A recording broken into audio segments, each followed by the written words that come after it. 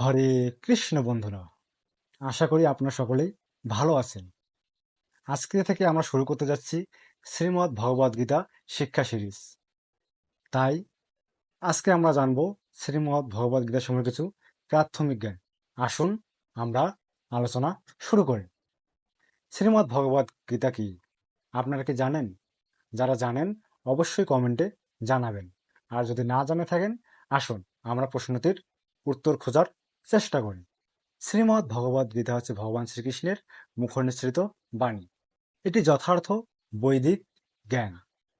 তাই এই বৈদিক জ্ঞানকে বলা হয় সমস্ত শাস্ত্রের মুকুটমণি স্বরূপ, সমস্ত শাস্ত্রের সারাতে সার। গীতাকে সমস্ত উপনিষদের শ্রেষ্ঠ বলে ধরা হয়, তাই একে বলা হয় গীত উপনিষদ। একে অপুরুষও বলা হয়ে থাকে।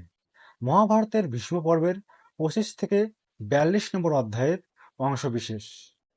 এই শ্রীমদ্ ভগবদ গীতায় ভগবান শ্রীকৃষ্ণ তার প্রিয় সখা অর্জুনকে কর্মযোগ, জ্ঞানযোগ ও ভক্তিযোগ সম্বন্ধে বৈদিক জ্ঞান লাভ করেছেন। তাই এই জ্ঞানকে আমরা সকলেই আমাদের নিজের জীবনে ধারণ করব এবং এখন থেকে প্রতিনিয়ত ভগবদ গীতা অধ্যয়ন করব। সম্পূর্ণ ভিডিওটি দেখার জন্য আপনাকে ধন্যবাদ। হরি বল, রাধে রাধে।